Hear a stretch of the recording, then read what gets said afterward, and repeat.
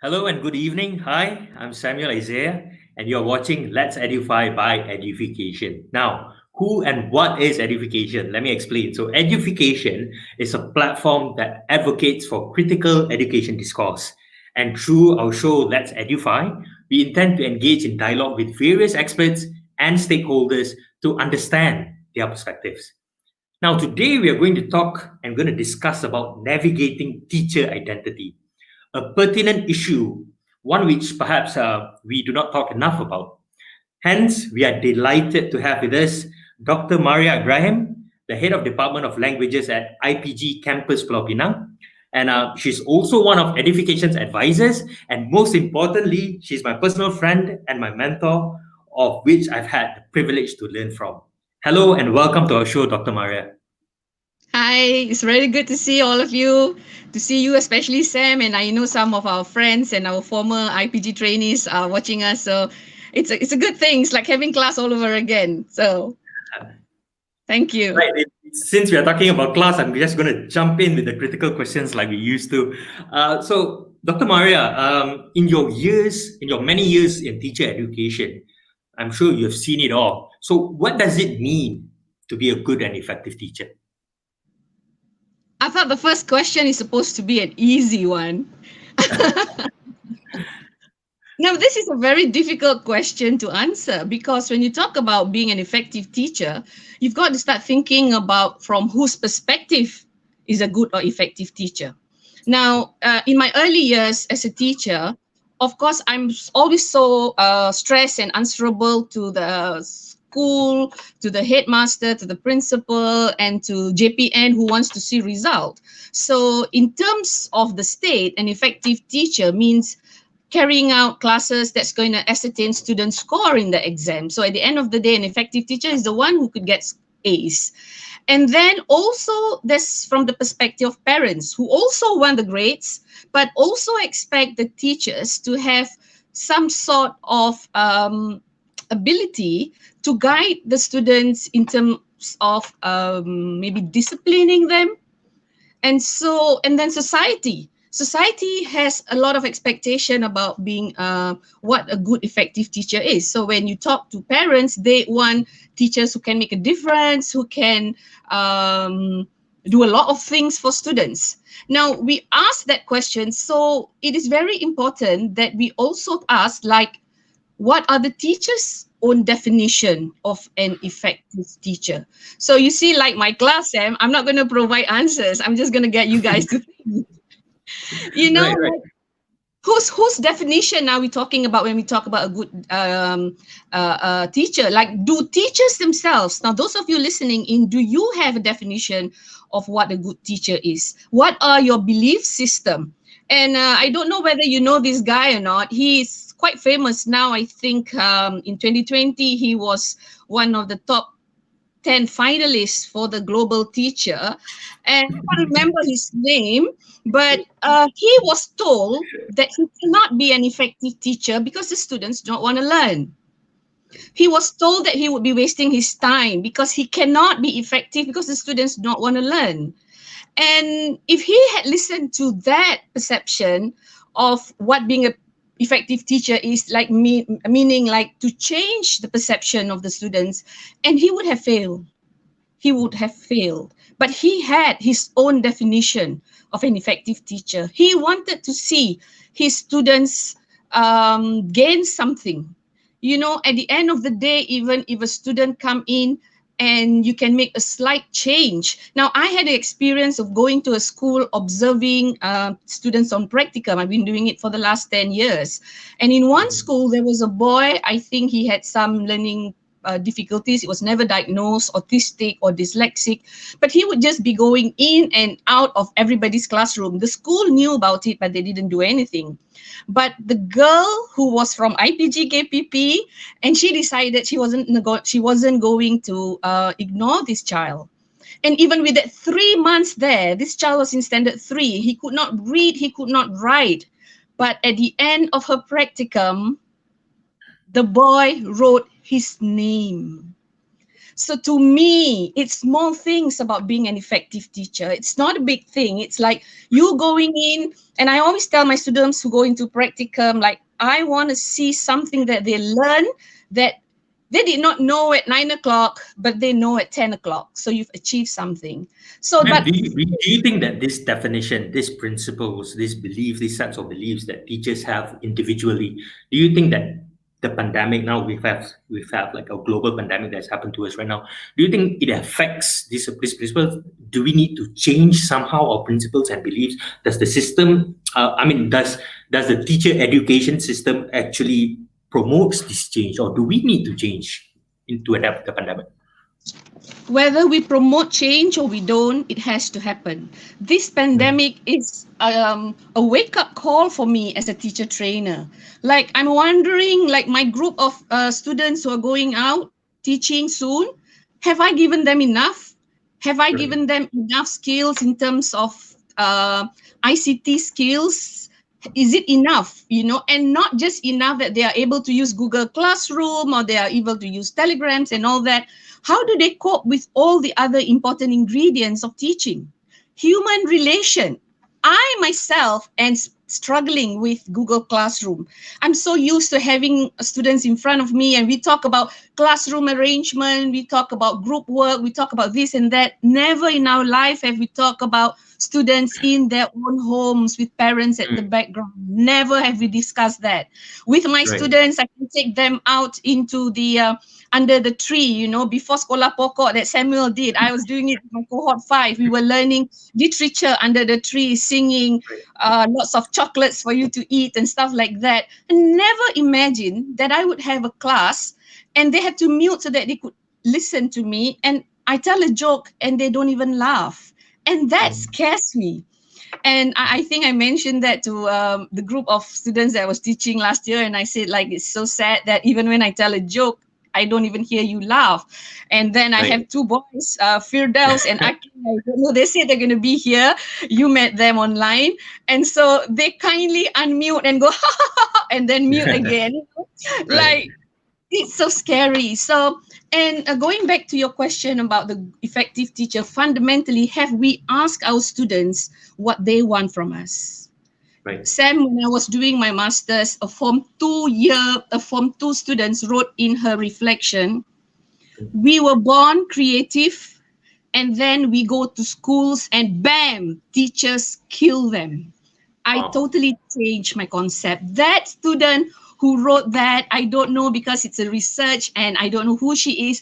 If she's listening, thank you very much, because we teachers sometimes forget who you are and what you want. They say English teachers make us write essays, but they do not read. They just mark our grammar errors. So those Now, were my latching on, findings. yeah, latching on to that idea where you said this particular student said teachers are killing creativity of their students. I think oftentimes what the predicament that teachers are being put in is what kind of instructions and directives that we are getting from the top. So, what do you think are the of effects of top-down directives that may often dictate educators, and how can educators actually mitigate and maneuver while maintaining a sense of belonging? Because for me personally, and from some teachers I know, we eventually tend to lose ourselves. And yeah, so should educators adapt to an upfront approach towards top-down directives, or is there a nuanced alternative? I think any directive that does not take into account the teacher as a person, for me, is problematic. Hmm. Yeah. I'll give you a personal experience, and then this is not about criticizing anybody in particular, but I think that if we want to be honest, we should be talking about these issues. Hmm. Now, when the imposition of using thinking maps, I was in trouble. I'm not a map person. Hmm. And to tell me that I had to use these maps and I can only use this map for vocabulary, I can only use this map for verbs, I can only use this map for cause and action. I don't want to use those maps. I'm not Hmm. saying they're not important tools. I'm saying that we need to trust the teachers to know what tools to use to benefit their students. So it's like, I like to use metaphors again. If you have machines in the kitchen, but you keep buying new gadgets, but if you're cooking the same thing, then you're going to have all these machines stuck in your kitchen collecting dust. And if you're setting up an Italian kitchen, you will need different utensils from a Pakistani because you need the big pot to do your naan bread. So it's the same with teaching. When we bring in something, I feel that we need to understand that teachers have their preferences. Cikgu Helmi has his own style. Miss Ash has his own style. Teacher Ira has her own style, and Stephanus have their own style. These names are becoming like our household names. Even all teachers know these people, and we admire them. But even your first session with edification, I see people asking you, Sam, how do you handle this? How do you handle that? Sam cannot answer that. Mar Sorry. cannot answer that. We need to train our teachers to maneuver. The word you use, maneuver, that's the word that we need to focus on how the teachers can use the tools that we give teachers. So I think if that's going to happen, we've got to open up more channels of communication. Right. Yeah. Okay. And I like to take you to the other thing when you talk about top-down directive. We have our standard Guru Malaysia.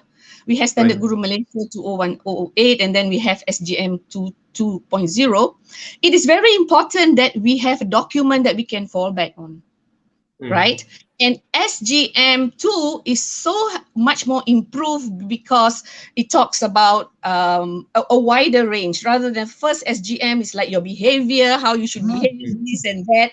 And it reminds me of reading a document in the 1920s in England. If you have a teacher, you have to wear a petticoat to that extent of determining, Right, you know? right.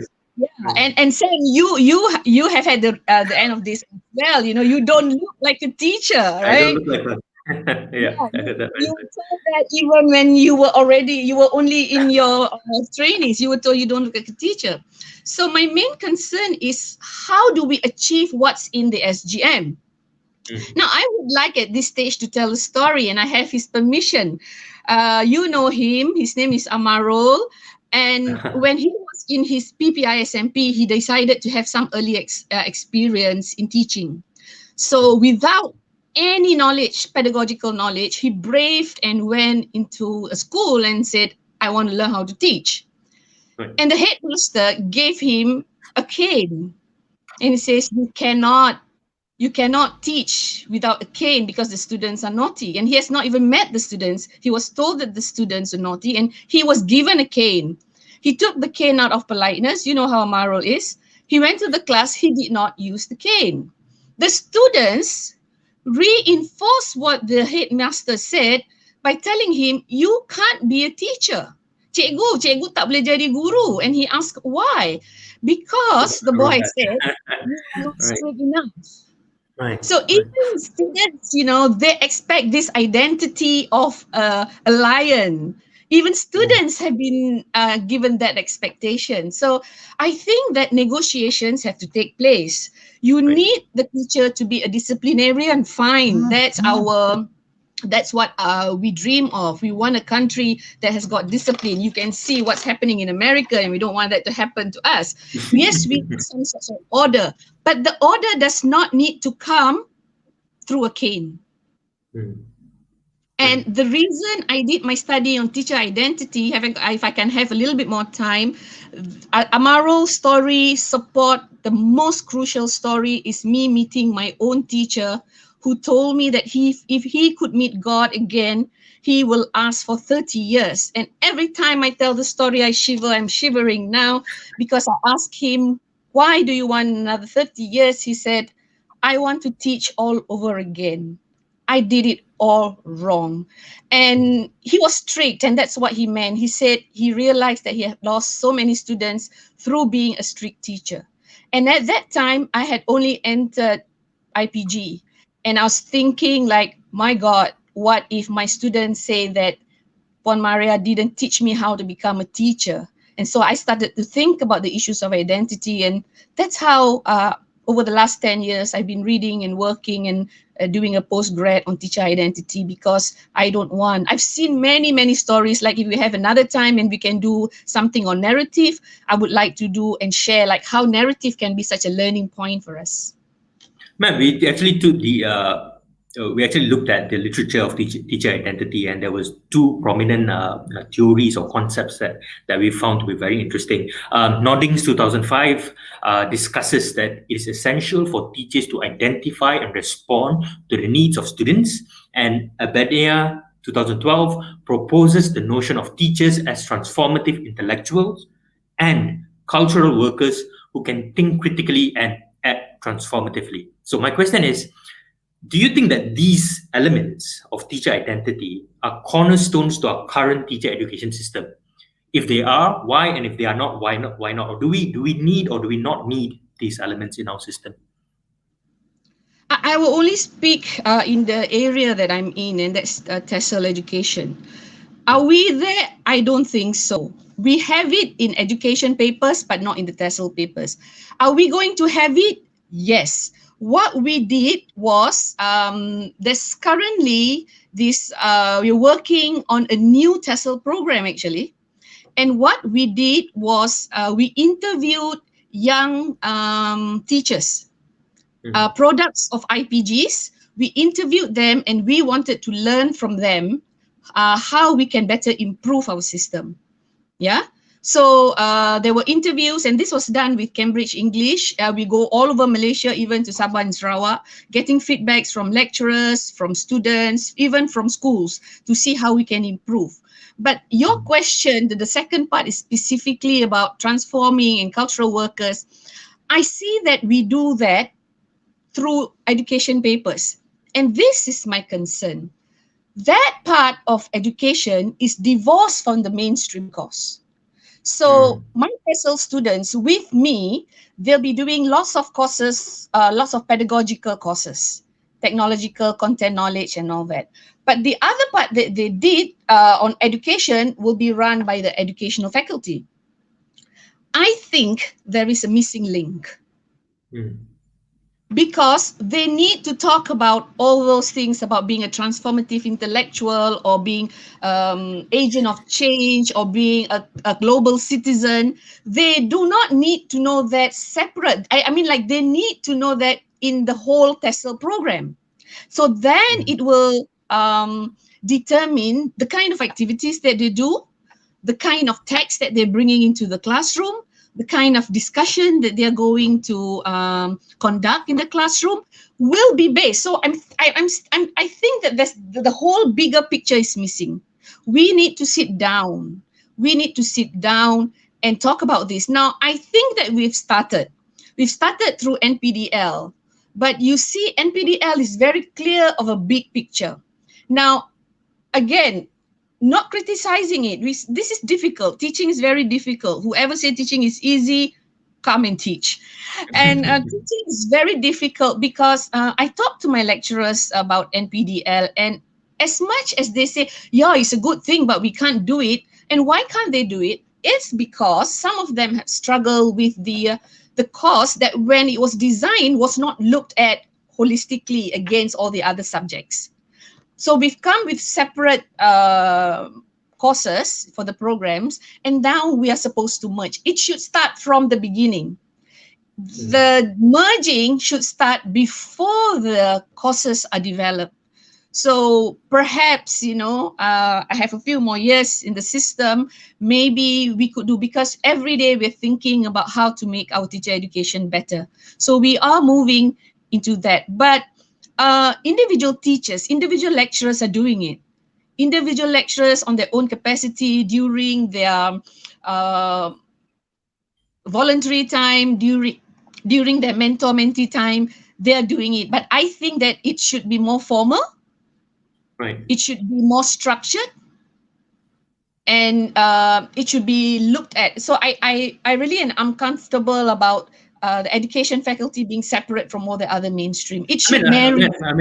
Going back to what you said earlier, doesn't this, it feels to me, it looks like it's creating an overwhelming expectations on teachers, because educators are not only expected to be, for example, agents of change. They are not only expected to empower their students while maintaining their academic progress, deal with challenging physical, socioeconomic, cultural environments, but at the same time, there's another part of teacher identity about acting purposefully towards their professional growth, their own growth as a teacher. Now, how do you think teachers, or how do you think teacher education can prepare trainees and perhaps even in-service teachers to be able to strike that balance? I know it's really hard to strike a balance, but how do we strike that balance and at the same time seek professional development? Because over the years of being a teacher as well, there's always more things. Well, I've been a teacher. Today's like my anniversary, 16th of January. I enrolled in school 16th of January 2012. So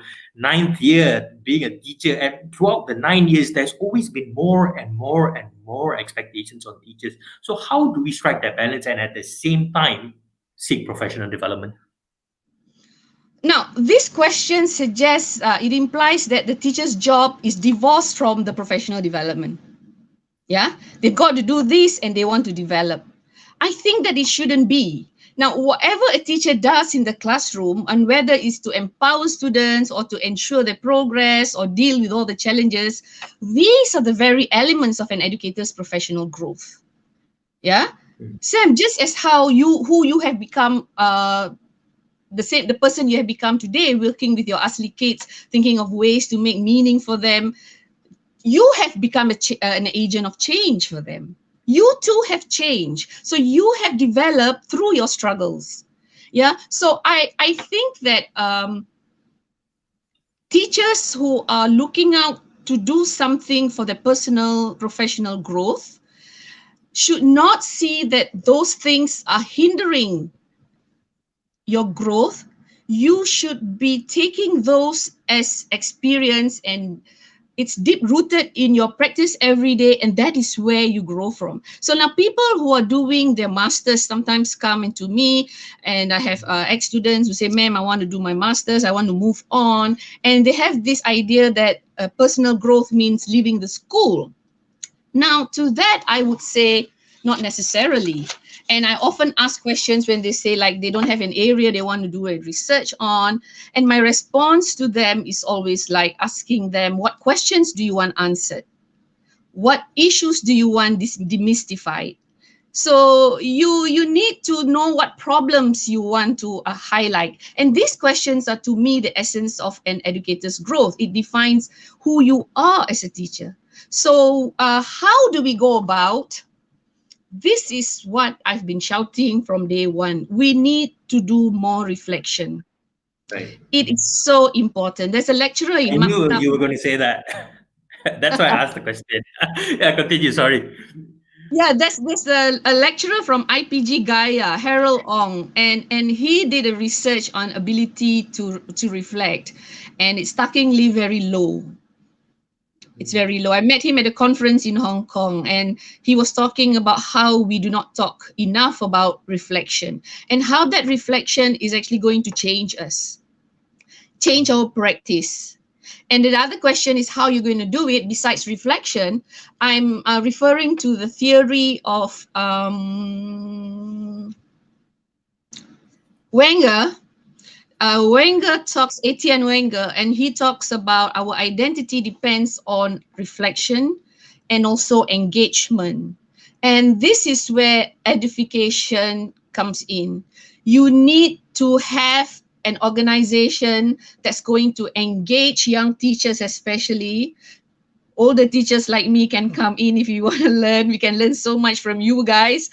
And we need to reflect, we need to engage, we need to talk about, because being in a community of practice, and that's what his book is called, being in a community practice is the way to develop yourself without thinking that your classroom practices are hindrance. You know, you have to grow from that. That's your roots. Like a good tree, like an oak tree, takes 20 years to grow. Otherwise, you'll be like the air plants. There's some air plants, let them grow on air, but a good tree is deep down rooted. And it's the root of the problems are our students, and we need to learn from them. So forget the saya lilin yang membakar jiwa. No, you do not disappear when you teach. You actually grow, and that's enough. Do not leave schools because you think. Now, talking about leaving schools, this is problem about teacher attrition, because those who do not have a sense of identity, they eventually leave the profession. So I'm quite concerned about that. I don't think, and the research says that Vanquist, if you anybody interested in the paper can write to me, and he says that the first 5 years is the most important because teacher attrition happens there. If the teachers can stay for 5 years, they stay as good teachers, yeah, not just staying there just to go staff room and come back and not making any impact. Those teachers who can find themselves, have their identity within that 5 years, they will continue to stay. You will have challenges. When I was first a teacher, I had all my ABM going to the class, and a senior teacher say, "Ha ha ha! Look at the young Chiku. We will see how long she How long she lasts." lasts. Right, And I'm right. so glad she said that, because at that critical point, I say I'm going to last till the day I retire. So here I am, still teaching, still wanting to learn. Ma'am, you mentioned about the importance of having a community of practice, and you mentioned that this role that edification is playing as a platform, bringing together young teachers, teachers of old, is extremely crucial. Now, my question would be, besides the backing from the government or the Ministry of Education, what kind of other types of support would educators need in navigating and developing their identity? Besides having a community of practice, would there be any other suggestions that you might have? Um, we can just say communities of practice, but different communities will have to tackle different issues. You Hmm. see, like in Penang, we are quite blessed with Pelta, and Pelta normally, usually they tackle a lot of pedagogical. They have workshops to teach people how to write, how to read, play games, do things. They're all more hands-on kind of thing. But we Hmm. also need other platforms that's going to support teachers in terms of their struggles, and that's even more important, because you can go to so many workshops and conferences but still cannot overcome the struggles that you are going to face, because you are going to have people, like as English teachers, you are going to have communities who may not like who you are. Not everybody want to learn English. We have resistance all the time. When I came back from England as a young teacher, I was asked to handle the performance for hari hari ucapan, and I chose for the students. I was teaching in an Islamic school. I chose Hmm. for the students to do a performance, a nasheed, in English, and that was by Cat Stephen, who at that time had just converted to Islam, and he was writing nice children's songs. And so I wanted to do that. And at the meeting, Puan Maria, persembahan macam mana? We are going to do 2 English nasheed. And the teacher actually stood up and said, "Never in my life have I ever heard a nasheed in English." English, yes. Right. Thank God for my brevity. And I said, well, for the last 6 years in England, I have not heard a nasheed in Bahasa Melayu. And I had a very supportive guru besar, Puan Aina, who I miss dearly. And she said, Cikgu Maria, Cikgu Baru, she's a new teacher. She's come back from UK with new ideas. We let her. And I was lucky because the community of that school wanted that. They congratulated her and they said, this is what we have been waiting for. We want them to have Islamic knowledge, world knowledge, and we want them to excel in English. That was my starting point of that. And before I left the school, our drama team won first prize at the state drama competition. We won debates against even Penang big schools, and so yeah, so that was great. So we need Yeah. support. Support is very, Right. very important. Right.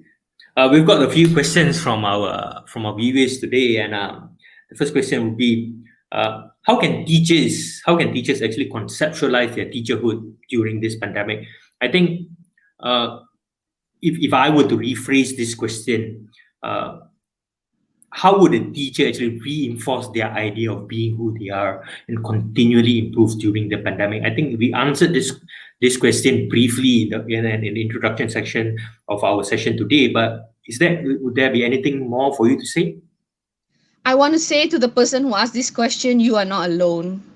You're not alone. We are scared. We are all scared. We are as scared as the doctors in the wards. We are scared. They are scared of them getting the virus, but we are scared of not giving the students the education that they deserve. I'm freaking out. I'm thinking of throwing in the towel because, I'm not getting the satisfaction. But you get support. So you get support. I didn't know how to mark online, and then I had to call my colleagues, and they say, "Oh, you can buy this. It's going to be easy." We just got to talk to each other. It doesn't have to be a one man show. It cannot be a one man show. Right, We right, need each other more so than ever. So thank God for education. Thank God for social media. We need to just support each other. So education, this is a challenge for us because this signal to us that people want help and they do need help. And how can we help when we ourselves are struggling? So thank you for asking that question. We have homework to do. Lots of homework right. to do. All right. Thank you so much for the wonderful answer that you gave. I think that beautifully wraps up our session today. So thank you so much, viewers. That's all the time that we have today. And on behalf of Edification, we hope you have been edified today. I'm Samuel Isaiah, and thank you for joining us. See you soon. Bye bye. Bye bye. Thank you.